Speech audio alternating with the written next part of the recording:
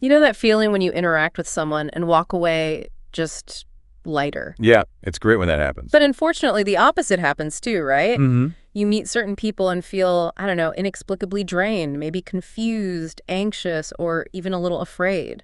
Yeah, and without any clear reason why sometimes. Exactly. It's interesting, Carl Jung, the psychologist, Right, the pioneer. he had some really compelling insights into these kinds of interactions. Yeah. He pointed out that danger, well, it isn't always the obvious stuff. Not like a big flashing warning sign. No, exactly. Sometimes it's subtly woven into our everyday relationships with people who might seem, perfectly normal on the surface. Okay, so that's our task today, isn't it? To really dig into 6 specific types of individuals Jung flagged as, well, potentially problematic. Right.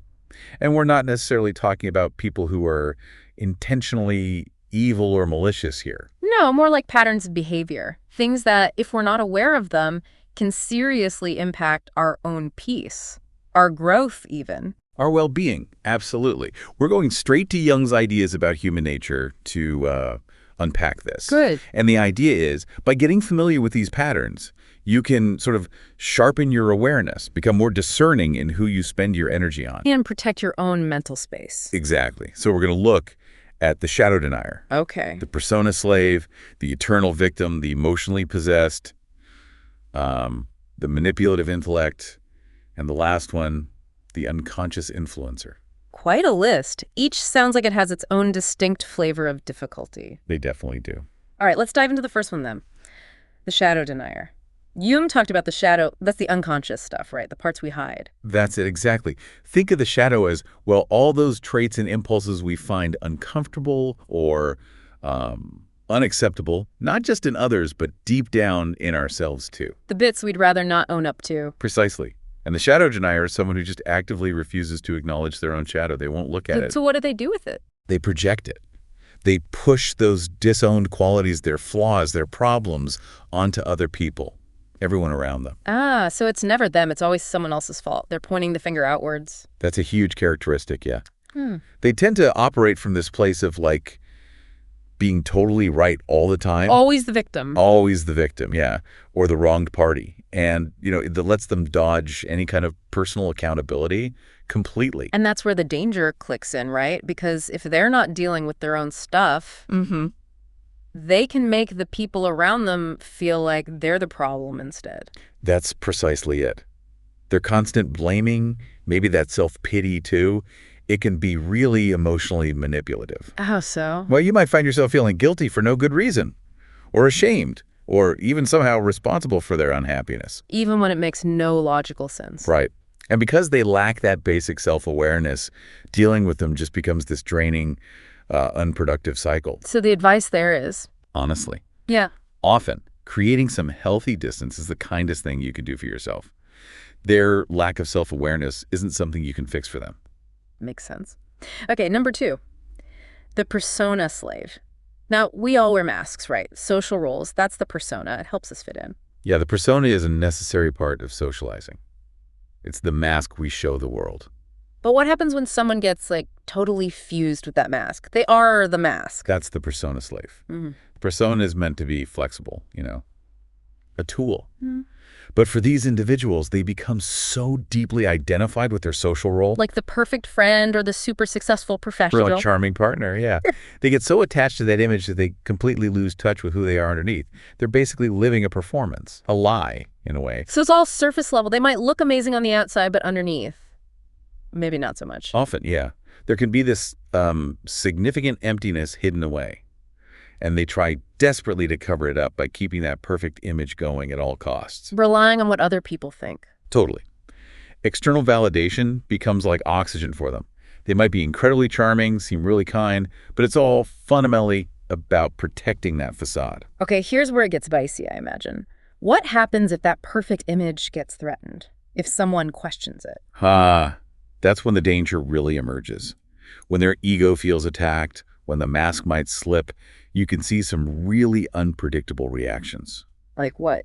Anger, maybe intense envy, bitterness. It can just erupt, seemingly out of nowhere.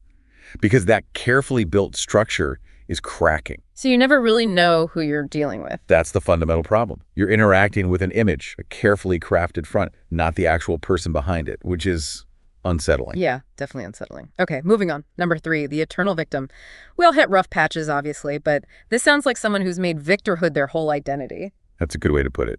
The eternal victim consistently avoids taking any personal responsibility for their life, for their choices, their circumstances. And it's always something else. Bad luck, other people. Always. It's never on them. And they often get very good at pulling on people's heartstrings, seeking sympathy. They can be quite skilled at manipulating kindness. So you find yourself wanting to help, wanting to support them, Right. You try. but it never seems to actually change anything for them. It doesn't stick. Exactly. It's so easy to get pulled into being their emotional caretaker. You're constantly trying to fix things, offer comfort. And it goes nowhere. Often, yeah. Yeah. It has no lasting impact. Jung specifically warned about this, how they can weave this subtle web of guilt around you. Making you feel obligated, like their happiness is your job. Precisely. Like it's your duty to keep rescuing them. And here's the really tricky part, I guess. Maybe they don't actually want to get better. That's a crucial and often difficult insight.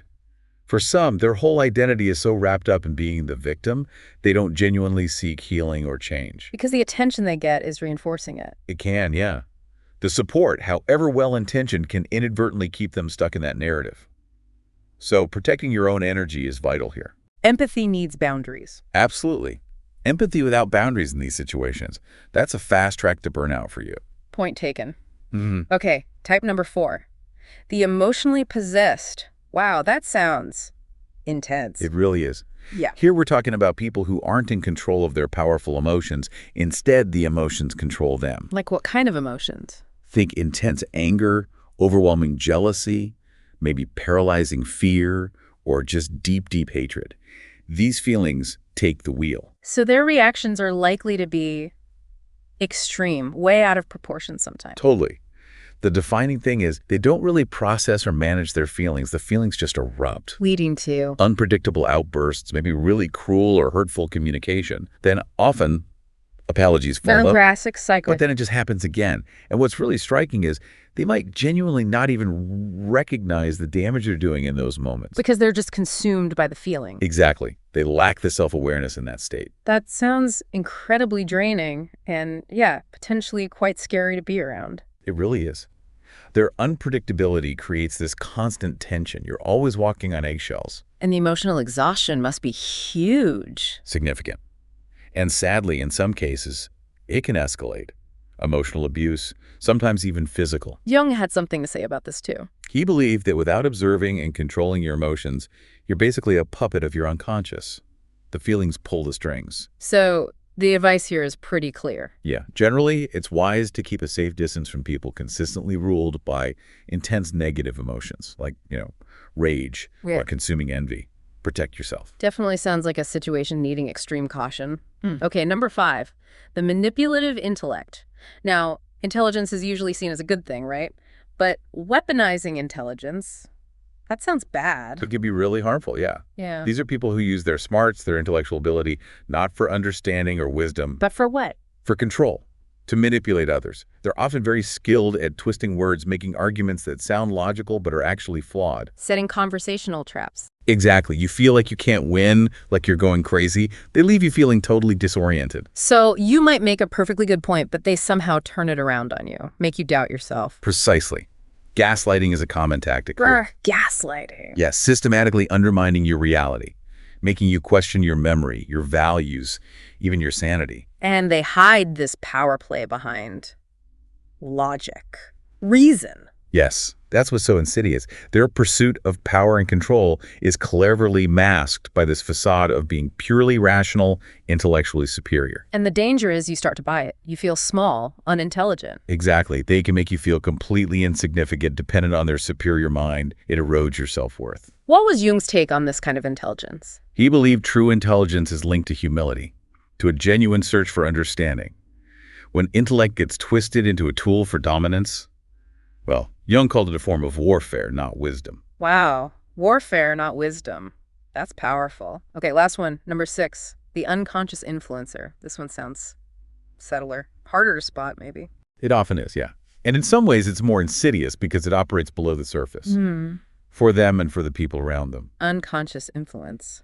How does that work? Jung's quote is key here. Until you make the unconscious conscious, it will direct your life and you will call it fate. Okay. So these are people who are largely unaware of their own deep inner wounds.